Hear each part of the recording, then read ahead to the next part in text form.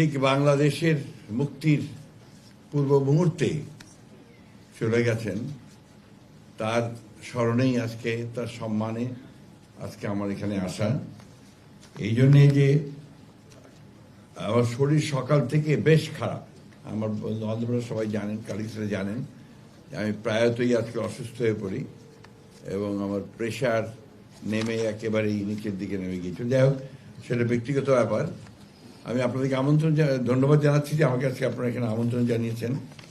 আমাকে সাংবাদিক ভাইরা একটু ছোট চিট পাঠিয়েছেন বাংলায় বলার জন্য। আমি বাংলাতেই বলতাম, কারণ আমি ইংরেজিতে বলার সময় খুব স্বস্তি বোধ করি না, কারণ যে মেঠো রাজনীতিবিদ তো সেই জন্যে আপনার সেটাই আমি সহজ এবং আপনারা আমি ভালো মনে করি আর কি। আমাকে একটা আপনার বিষয় দেয়া হয়েছে, সেই বিষয়টা হচ্ছে যে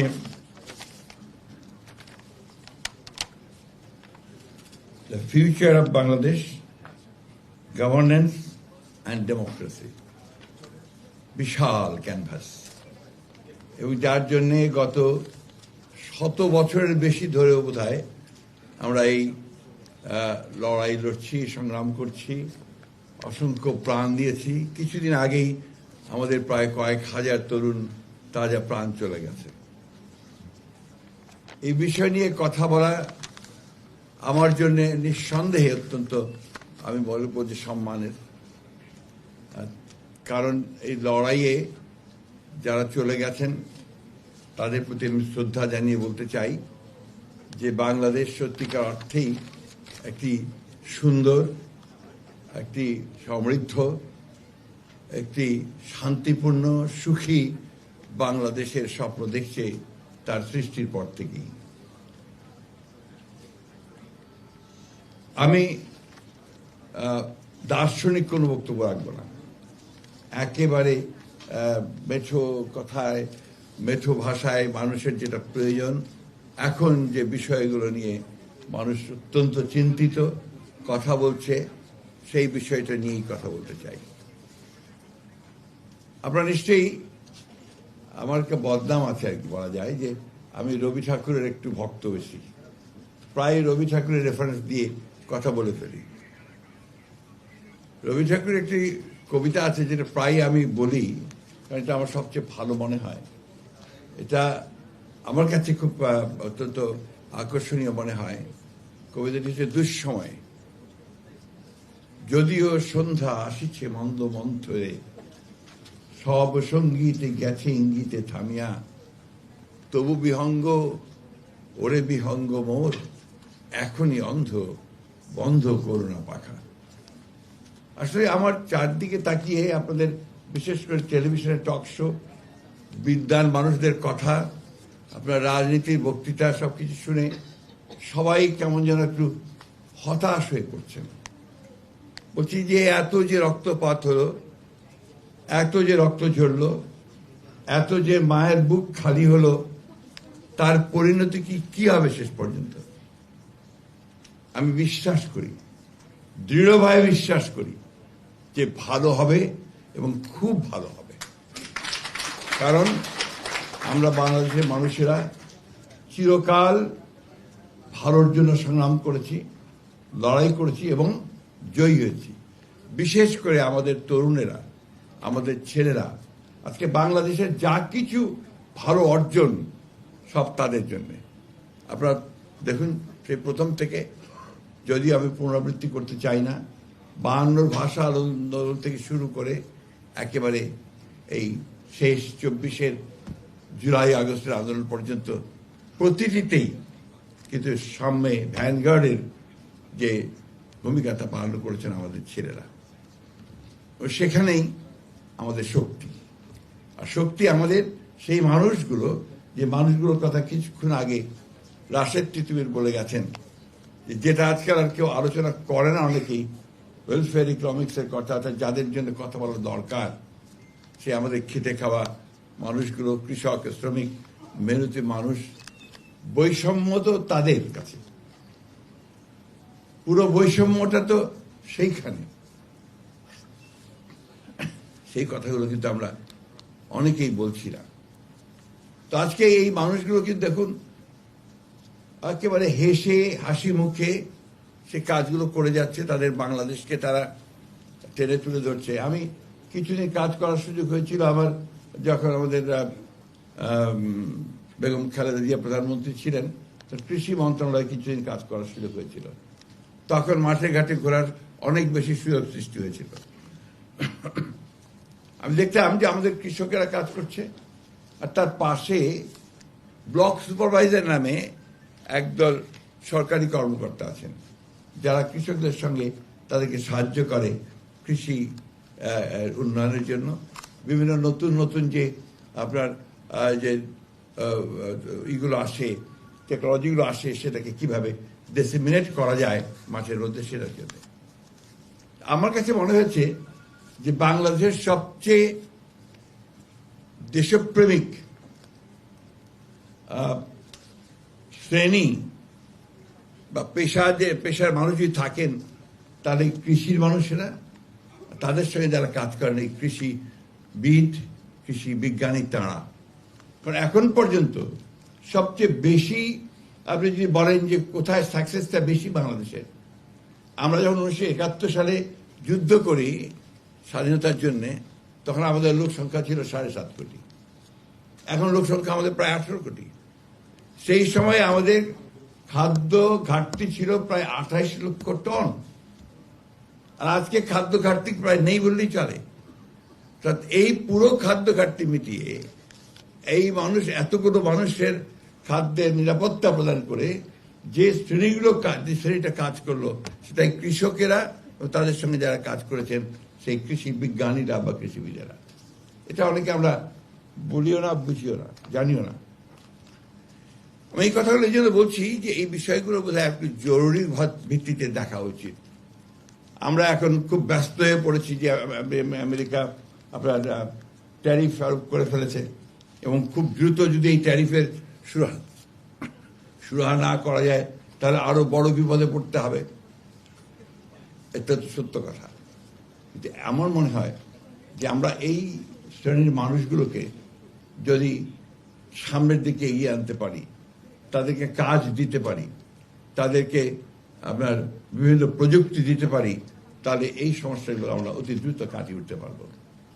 রাজনীতির সমস্যা আমাদের আছে, এই বরাবরই আছে, আজকের না। 150 বছর আগে যখন ব্রিটিশরা এখানে শাসন করতেন, তখন ওই একই আবার রবীন্দ্রনাথ আনতে হয়। রবীন্দ্রনাথ বলছেন, কাগজ নেড়ে উচ্চস্বরে পলিটিক্যাল তর্ক করে, মাথায় ছোট বহরে বড় বাঙালি সন্তান। পলিটিক্যাল তর্ক করা এটা আমাদের মর্যাদাগত। আমরা আপনার চায়ের দোকানে বসে রাজনীতির কথা বলবো। আপনি গ্রামে, আপনারা ঢাকার মানুষেরা জানে কিনা যাই না, তো আমার মনে ছাত্ররা অনেকেই গ্রাম থেকেই এসছে, যারা অনেক ছাত্র দেখতে পাচ্ছি আমি। গ্রামে গেলে দেখবেন গ্রামের রাস্তার পাশে একটা বাজারের পাশে ছোট একটা ঘুমটি ঘর বলি আমরা, চায়ের দোকান থাকে। সেই ঘুমটি চায়ের দোকানে আপনার লাল চা কেউ চিনি দিয়ে খান, কেউ দুধ দিয়ে খান, বলে দেয় আবার এই একটু মালাই মেরে দিও। তো ওই দোকানটা থেকে দেখবেন দুটো ভাগ হয়ে আছে, দুটো বেঞ্চ আছে। একটা বেঞ্চে আওয়ামী লীগের লোকেরা বসে, আর একটা বেঞ্চে বিএনপির লোকেরা বসে। আমি সত্য ঘটনাটাই আপনাদের সামনে বলছি। আজকে আপনারা আমাদের সামনে যারা বসে আছে, আপনারা সবাই অত্যন্ত আমার শ্রদ্ধেয় পণ্ডিত ব্যক্তি, এবং এই দেশের ধর্তাকর্তা। আপনার সমস্ত নীতি নির্ধারণ আপনারা করেন, আপনারা সেই নীতি নির্ধারণে সব সহযোগিতা করেন। আমার সামনে অনেক সফল ব্যবসায়ীরা আছেন, যারা এই দেশে ব্যবসা করে দেশকে মাফ করবেন অনেক ওপরে টেনে তুলে নিয়ে যাচ্ছেন। কিন্তু যে মানুষগুলো ওই গ্রামে একেবারে রোদ্রে ঘামে ভিজে কষ্ট করে যে ফসলগুলো ফলাচ্ছে, কাজ করছে, যে শ্রমিকটি, মহিলাটি, মেয়েটি, সেই আপনার সেই গার্মেন্টসের ফ্যাক্টরিতে গিয়ে মাত্র 15,000 টাকার বেতনে যে কাজ করছে, তাদের কথা আমরা খুব চিন্তা করি না। আমার কাছে মনে হয় এদের কথা যেদিন আমরা সত্যিকার অর্থেই ভালো করে চিন্তা করব এবং সফলভাবে চিন্তা করব, তাদের উন্নয়নের জন্য চিন্তা করব, তাদের কি করে একটা ঘর, একটা বাচ্চার অসুখ হলে তার চিকিৎসার ব্যবস্থা, তার লেখাপড়ার জন্য একটা স্কুলের ব্যবস্থা করতে পারবো, সেদিনই বোধহয় আমরা একটা সত্যিকার অর্থেই একটা সমৃদ্ধ বাংলাদেশ দেখতে পাবো। এটা হচ্ছে আমার আকাঙ্ক্ষা।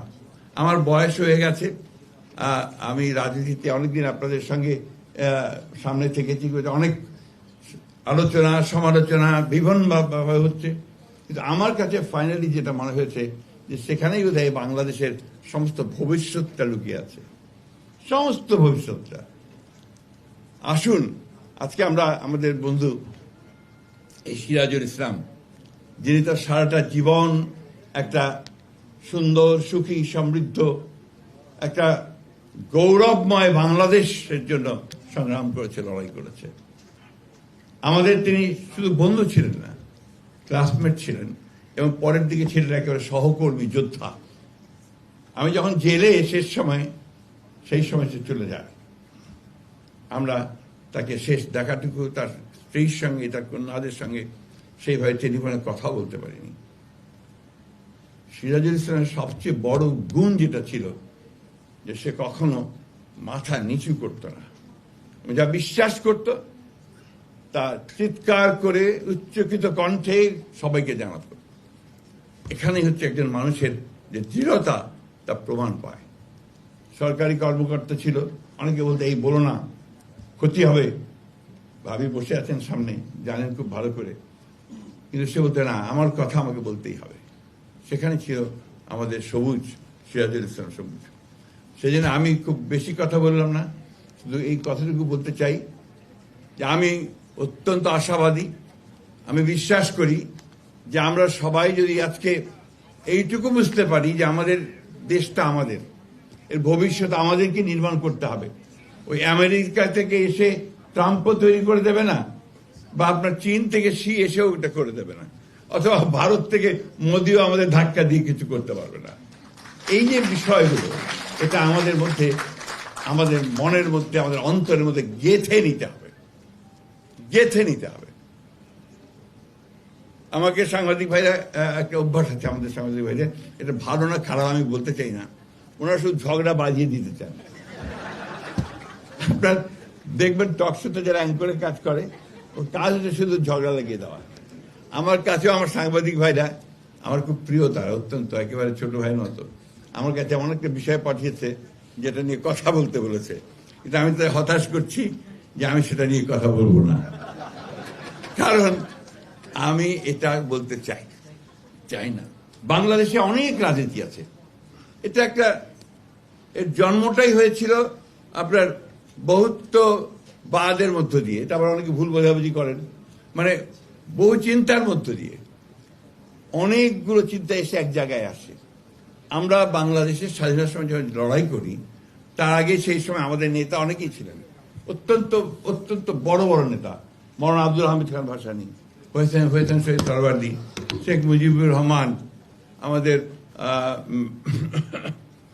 মাহবুবুল্লাহ শাহ আসেননি আজকে এখানে বোধহয়, তিনিও তখন বিরাট নেতা ছিলেন। এখানে বাদুল্লাহ বসে আছে, তারাও বড় নেতাই ছিলেন তখন। তো আমাদের এক একজনের একটা চিন্তা ছিল, সেই চিন্তাগুলো ছিল যে কেউ আমরা সমাজতন্ত্র করব, কেউ সমাজকে পাল্টে দেব, কেউ কমিউনিজম করব, কেউ ধর্মীয় ব্যবস্থাকে এখানে প্রতিষ্ঠিত করব, ইসলামকে প্রতিষ্ঠিত করব, সব মিলিয়েছিল। তারপরে যুদ্ধ শুরু হয়েছে, তখনকে আমরা সবাই এক হয়েছি, এক হয়ে সে লড়াইটা লড়েছি। আজকে 24-এও সে একই ঘটনা ঘটেছে, বিভিন্ন চিন্তা ভাবনা নিয়ে আমরা এসেছি। যেদিন ছাত্রদের উপরে গুলি শুরু হয়েছে, তখন কিন্তু সবাই নেমে এসেছে রাস্তায়, ঠিক না? আজকে সেই একইভাবে আসুন আমরা সবাই এক হয়ে যাই। আমরা, সমস্যা আছে, সমস্যার সমাধান হবে, ইতিমধ্যে অনেক দূরে গিয়েছে। আমি প্রফেসর ইউনূস সাহেবকে ধন্যবাদ জানাতে চাই যে তিনি দায়িত্ব নিয়েছেন, আমার বিশ্বাসও আছে যে তিনি সফল হবেন। আমরা আসুন আমরা সবাই মিলে তাকে সাহায্য করে, আমরা নিজেদেরকে সাহায্য করে আমরা সঙ্গে। তবে একটা কথা খুব জোর দিয়ে বলতে চাই, গণতন্ত্রের কোনো বিকল্প নেই, এবং গণতন্ত্রকে চাপিয়ে দেওয়া যায় না। ইট ক্যানট বি ইম্পোজড। আপনি আমার উপরে চাপিয়ে দিলেন তা দেওয়া যাবে না, চর্চা করতে হবে, প্র্যাকটিস করতে হবে। সেই জায়গাগুলোকে খোলা রাখতে হবে। এই কথাগুলো বলে আপনাদের সকলকে আবারও এই আশাবাদ আমি বলতে চাই যে নিশ্চয়ই সেই বিহঙ্গের মতোই একদিন না একদিন আমি তীরে এসে পৌঁছবো। ধন্যবাদ সকলকে।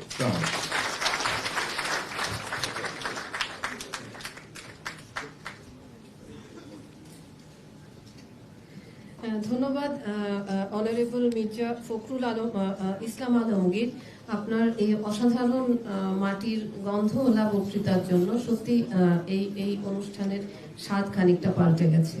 তো এখন